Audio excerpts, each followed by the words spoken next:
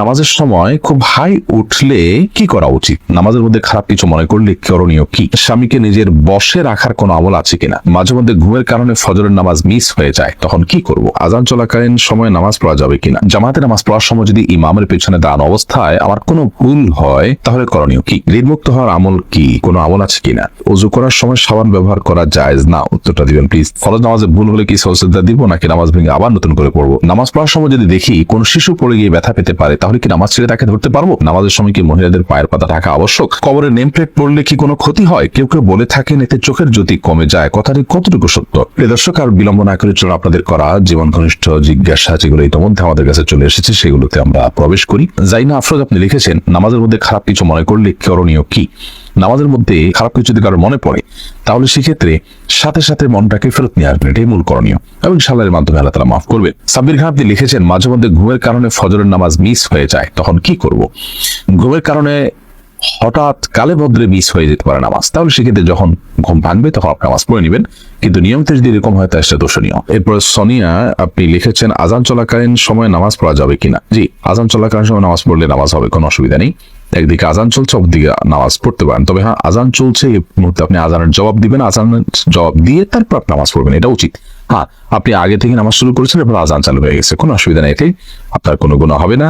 অথবা আপনি আজান শোনার পরও যদি নামাজ পড়েন তাতেও আপনার নামাজ হয়ে যাবে, অসুবিধা নেই। হুমায়রা রহমান আপনি লিখেছেন, নামাজের সময় কি মহিলাদের পায়ের পাতা ঢাকা আবশ্যক? পায়ের তলার অংশ ঢাকতে হবে কিনা সেটার মতো পার্থক্য আছে, এবং টাকার নিচের অংশ ঢাকতে হবে কিনা এটার মতো পার্থক্য আছে। অনেক রকম বলেছেন ঢাকতে হবে না, অনেক বলেছেন ঢাকতে হবে। ঢাকাটাই নিরাপদ, তবে পায়ের তলাও ঢাকতে হবে, এটি আবশ্যক অবশ্যই নয়। ওবায়েদ আইডি থেকে আপনি লিখেছেন, জামাতে নামাজ পড়ার সময় যদি ইমামের পেছনে দাঁড়ানো অবস্থায় আমার কোনো ভুল হয় তাহলে করণীয় কি? ইমামের পেছনে যদি আপনার ভুল হয়, দেখতে হবে ভুলটা কি ধরনের ভুল। যদি ফরজ তরক হয়ে থাকে তাহলে আপনার সেটি আবার আদায় করতে হবে, পুনরায় সেই নামাজ রাকাত আবার পড়তে হবে, কারণ ফরজ তরক হলে সেটি রিকভার করার কোনো সুযোগ নেই। ধরুন আপনি রুকুই করলেন না, রাকাতটা চলে গেল, সিজদাই করলেন না, রাকাতটা মিস হয়ে গেল, তাহলে তো ফরজ তরক হয়ে গেল, কিন্তু আপনার নামাজ হবে না, এটা আবার পড়তে হবে রাকাত। আর যদি ইমামের পেছনে কোনো ওয়াজিব আপনার ছুটে যায় তাহলে এই ক্ষেত্রে নরমালি সুজদা দেওয়ার কথা, কিন্তু ইমামের পেছনে থাকার কারণে আপনার সুজদা বর্তাবে না, বরং ইমামকে আপনি অনুসরণ করবেন, ফলো করবেন। আর যদি সুন্নাহ চলে যায় তাহলে তার সুজদার বিষয় নাই, নামাজ হয়ে যাবে। আব্দুর রহমান আপনি লিখেছেন, অনেকে বলে ওযু করার সময় সাবান ব্যবহার করা জায়েজ না? উত্তরটা দিবেন প্লিজ। না ভাই আব্দুর রহমান, এমন কোনো কথা নেই। ওযু করার সময় আপনার সাবান ব্যবহার করাতে কোনো অসুবিধা নেই, এটি নেহায়েতই মন গড়া কথাবার্তা। এসকে জুবাইর আপনি লিখেছেন, কবরের নেম প্লেট পড়লে কি কোনো ক্ষতি হয়? কেউ কেউ বলে থাকেন এতে চোখের জ্যোতি কমে যায়, কথাটি কতটুকু সত্য? ভাই জুবাইর, এটা একেবারেই অসত্য, একেবারেই অমূলক, একেবারেই আপনার ভিত্তিহীন এবং কুসংস্কারের জন্য বিশ্বাস এবং উক্তি। কবরের নেম প্লেট পড়াতে কোনো অসুবিধা হয় না। অন্য যে কোনো কিছু পড়লে যেরকম তার সাথে আপনার যে কোনো সাধারণ কোনো জায়গাতে আপনি কোনো মানুষের নাম লেখা আছে, তার জন্ম মৃত্যু সন তারিখ লেখা আছে, এরকম কোনো কিছু দেখলে সেখানে যেরকম কোনো অসুবিধা নেই, কবরের নেম প্লেট পড়াতেও কোনো অসুবিধা নেই, এটা নেহায়েতই কুসংস্কার। মোহাম্মদ হোসেন আপনি লিখেছেন, ঋণমুক্ত হওয়ার আমল কি? কোনো আমল আছে কিনা? ঋণমুক্ত হওয়ার জন্য অনেকগুলো আমল, অনেকগুলো দোয়ার কথা আছে। এর মধ্যে থেকে একটি দোয়া খুব সহজ, সেটা হলো আল্লাহুম্মা কফিনি বিহালালিকা আন হারামিক ওয়া আগনিনি বিফদলিকা আম্মান সিওয়াক। আল্লাহ, আপনি আমাকে হারাম এর পরিবর্তে হালাল দিয়ে আমার জন্য আপনি যথেষ্ট হয়ে যান, হালাল যেন আমার জন্য যথেষ্ট হয়ে যায়, এবং আপনি ছাড়া অন্য কারোর উপর যেন আমাকে নির্ভর করতে না হয়, আপনি তার থেকে আমাকে অমুখাপেক্ষী করে দিন। এই দোয়াটি ঋণমুক্ত হওয়ার জন্য আমরা পড়তে পারি। এছাড়া আল্লাহ তাআলার কাছে সাধারণভাবে দোয়া করতে পারি। বিভিন্ন দোয়া আছে, আল্লাহুম্মা ফারিজাল হাম, দীর্ঘ একটা দোয়া আছে। এই দোয়াগুলো আমরা ঋণমুক্তির জন্য আল্লাহর কাছে বিশেষভাবে পেশ করতে পারি। তাছাড়া আরেকটা দোয়া আছে, আল্লাহুম্মা ইন্নী আউযু বিকা আল্লাহুম্মা ইন্নী আউযু বিকাল হাম্মি ওয়াল হাযান ওয়া আউযু বিকাল আজজি ওয়াল কাসাল ওয়া আউযু বিকা মিন গালাবাতিদ দাইনি ওয়া কাহরির রিজাল। এই দোয়ার শেষ অংশের অর্থ হলো ওয়া আউযু বিকা মিন গালাবাতিদ দাইন, আল্লাহ ঋণের প্রাবল্য, ঋণের প্রাধান্য, যেটার কারণে আমার ঋণের বোঝা আমি নুয়ে পড়ি, এটা থেকে আমি আপনার কাছে পানা চাই। ওয়া কাহরির রিজাল, এবং মানুষজন আমার উপরে চড়াও হয়, এরকম কোন পরিবেশ পরিস্থিতির মুখোমুখি হওয়া থেকে আমি আপনার পানা চাই। তো এই দোয়াটাও আমরা পড়তে পারি। ঋণ মুক্তির জন্য অনেকগুলো দোয়াই আছে, আমরা সেগুলো অনুসরণ করতে পারি। ইনশাআল্লাহ দেখলাম আমরা এটার উপর ভিন্ন কোন একটা স্বতন্ত্র ক্লিপে কথা বলার চেষ্টা করবো, আল্লাহ তাআলা তৌফিক দান করে। উর্মি আক্তার উর্মি আপনি লিখেছেন, শুনেছি নরমাল ডেলিভারিতে সব আছে, এই বিষয়ে একটু বলবেন কি?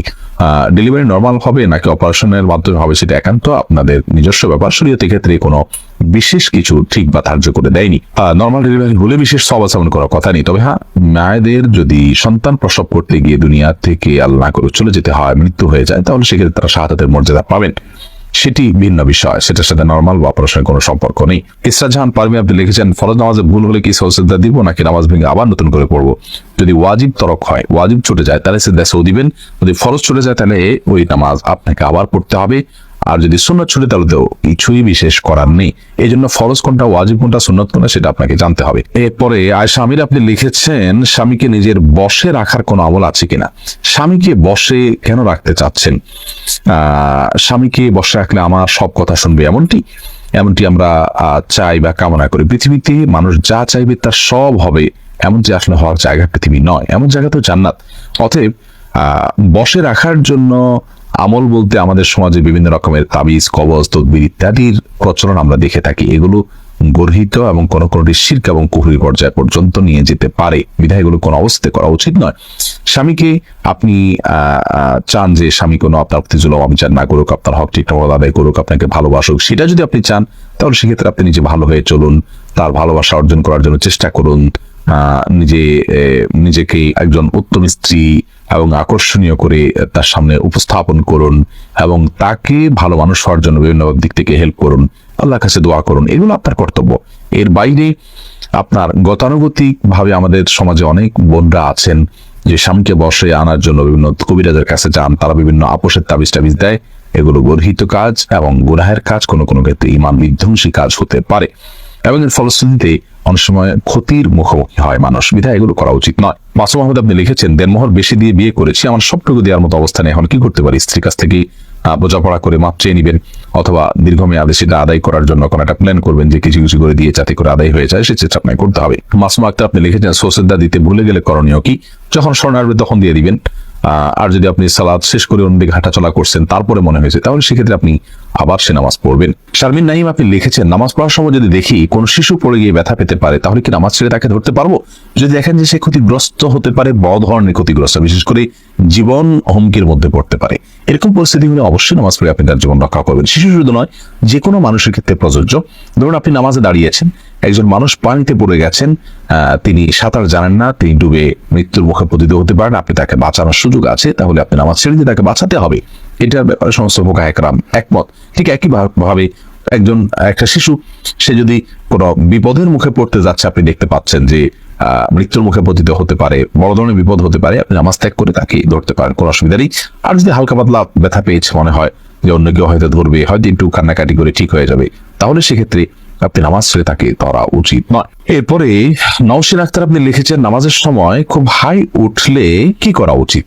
নামাজের সময় যদি অনেক বেশি হাই উঠে, তাহলে আপনি যে কোনো সময় নামাজের বাইরে হাই উঠলে হাইটাকে বাধা দেওয়ার চেষ্টা করা উচিত, কারণ হাই তোলার মাধ্যমে আপনার শয়তান মানুষের ভেতরে প্রবেশ করার বিশেষভাবে সুযোগ লাভ করে থাকে এবং দুষ্টু জিনে আক্রান্ত মানুষগুলোকে দেখবেন যে খুব বেশি হাই তুলতে থাকে। আমি এরকম অনেক মানুষকে দেখেছি যারা দুষ্টু জিনের প্রভাবে প্রভাবিত, তাদের উপর দুষ্টু জিনের প্রভাব বেশি হওয়ার কারণে তারা এত বেশি হাই তোলেন, যেটা স্বাভাবিক কোনো মানুষ হাই তোলে যে সেরকম কোনো বিষয় নয়। এই জন্য হাই তোলার এই সময়টাতে এই শয়তান মানুষের ভিতরে প্রবেশ করে, দুষ্টু জিন প্রবেশ করে, সেজন্য এটাকে হাত দিয়ে বাধা দেওয়া উচিত। মুখের কাছে হাত বা কোনো কিছু নিয়ে গেলেই কিন্তু হাইটা বন্ধ হয়ে যায়। নামাজের মধ্যে সেই কাজটা আমরা করতে পারি, তবে নামাজের মধ্যে হাই তোলার পর এমনি বিশেষভাবে নামাজের মধ্যে হোক, নামাজের বাইরে হোক, কোনো অবস্থাতেই বিশেষ কোনো দোয়া নেই। লা হাওলা ওয়ালা কুওয়াতা ইল্লা বিল্লাহ আমরা অনেকে পড়ি, এটা পড়তে হবে হাই তোলার পর, এরকম কোনো বাধ্যবাধকতা নেই, বরং আপনি হাত দিয়ে সেটাকে বাধা দেওয়ার চেষ্টা করবেন।